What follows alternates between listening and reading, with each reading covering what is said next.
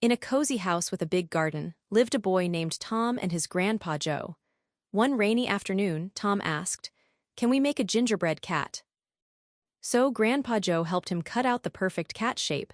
Tom gave it bright blue candy eyes, a pink sprinkle nose, and Grandpa piped on orange frosting stripes.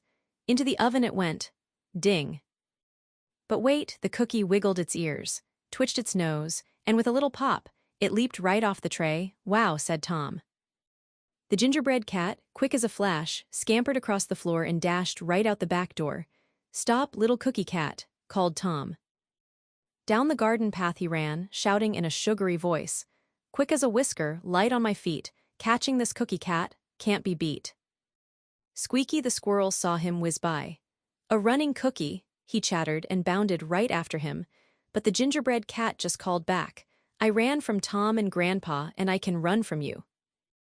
Next he zipped past Sheldon the tortoise who was munching on some lettuce. Sheldon blinked, and slowly began to follow.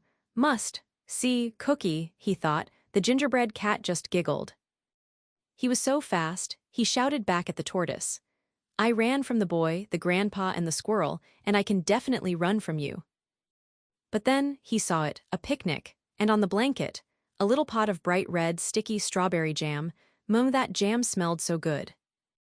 He reached out just one little paw. Squelch, stuck. He wiggled and pulled, but his paw was trapped in the sticky jam. Oh dear. Just then Tom arrived. He wasn't angry, he was gentle. "Oh, little cookie cat," he said softly, "you got stuck."